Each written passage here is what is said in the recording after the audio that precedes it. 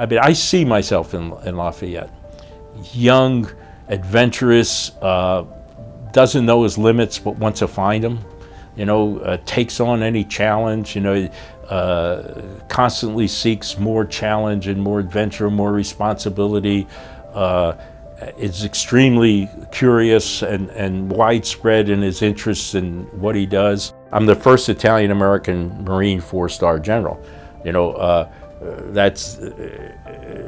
That's because I had the opportunity. It's not because I came with something special. I want to always be the man in the arena. I want to be the man that everybody's looking at and saying, and in a way it's something that was a personal goal of mine. I wanted to find what my limits were. You don't know what's going to happen until that test comes. I think it's important to be humble.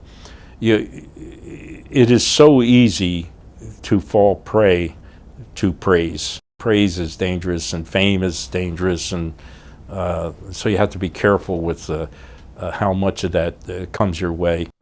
When I became a general officer, when I was selected, and the Marine Corps has very few, so to become a general officer is a pretty big thing. But when my class was, our 9 were selected from a large group of colonels. The Commandant of the Marine Corps came to talk to us, and he said, "You 9 were selected as brigadier generals." He said, "If I put you on an airplane today and it took off and it crashed and I lost all 9 of you, I can go back and get another 9 and I wouldn't lose a beat." And I loved that. I thought, it's perspective. And then I think about, so what should I give back? I mean, it's not a matter of thank you. It should be a matter of I owe. I try to be really careful about not focusing on success, because I think success can corrupt you in some ways. Success can lead you to believe that there's something within you that makes this all great, and you have something. It should really generate within you an obligation to do good, to pay back for what you've received. And what you've received has come from many things, the opportunity, people that cared about you, the love of your family, and so there's more to it than appreciation. There has to be some responsibility. The greatest thing in life is parenting. I mean, and grandchildren. It's just fascinating. Watch them form into what they are, what they become. Like my wife says, I want to live long enough to see where they go, where they end up, who they marry. Because that's you. That's your legacy. I don't know that anybody 50 years from now is going to know there was a general named Zinni or anything else. I don't, and what that means. You did this or that, you won that battle, or you did this thing. I mean, that all gets into the dustbin of history somewhere. But I think your legacy will live on beyond you. My father, when he first came here, was a manual laborer, worked in landscaping, and because it kind of fit his agricultural background. My mother was a seamstress, again, fit the, she was a buttonhole maker, which was a lost art, and now everything's by machine. So they worked very hard, and my grandparents the same way.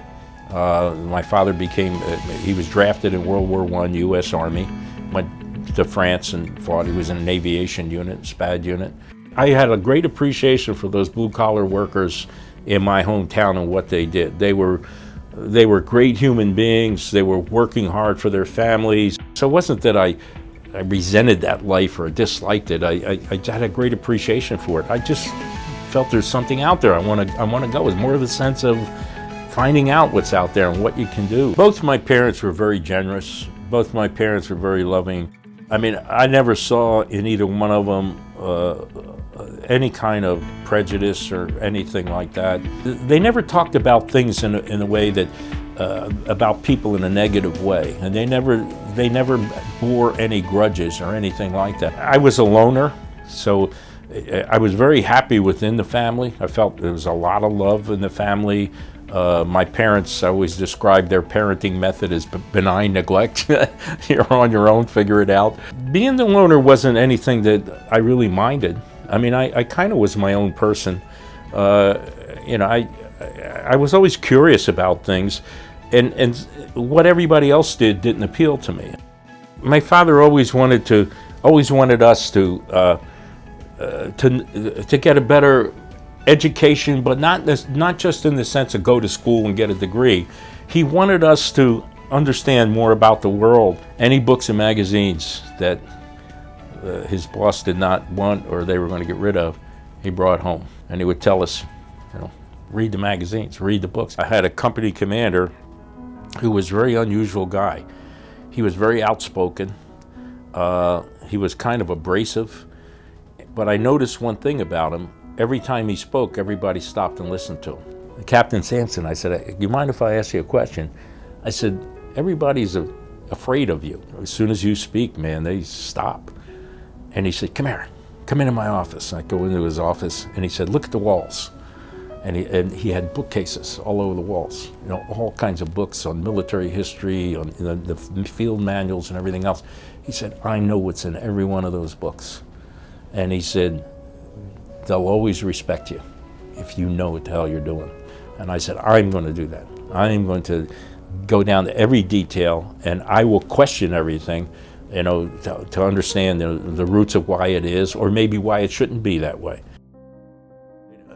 My first day down there was a disaster, because I get off the train, and it was July, and it was summer, and it was hot and humid, and you got these gunnery sergeants screaming at you, drill instructors, and I'm trying to figure out what the problem is. Why are they screaming at me? So at the end of that summer, I get called in, and they said, we're not sure about you. And this first sergeant said, Zinni, we're going to graduate you on probation to the next level. I was not conforming. That's what they want to break you and then reshape you. But I was motivated. I liked it and enjoyed it. And I think that's why they said, okay, he's gung-ho. I mean, he is, we'll work that out of him. There are a number of people that couldn't figure out how I made general because I challenged everything. It's just who I am. If it doesn't make sense, I challenge it, and I have to understand why things are the way they are, or why we do this, or I'm curious. I like taking things apart and really understanding them. And the fundamental concept of our nation is that we will strive always to be better. Our reach will exceed our grasp. We will learn. We will make mistakes. We acknowledge it. Things will not be perfect, but we want to build in a conceptual base to learn from that and to adjust and to move on. And I think that should be how your life is lived, and that should carry over to how you parent, how you run your unit or organization, your business or whatever. It's not that you aren't going to face crisis or that you're going to build a system that's crisis-proof. It's how you get through it and what comes out on the other end. We've had this sense of tribalism, this sense of unique identity we want to protect. But I think if we begin to think of ourselves differently as of a greater tribe, a planetary tribe, a universal tribe, we are a human tribe.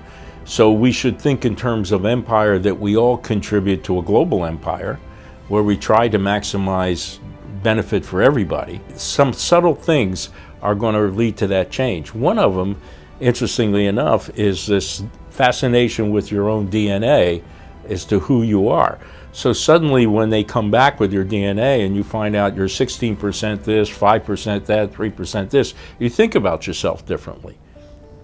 Most successful leaders that I know are self-doubting, most of the time. Never feel I've arrived. I am now,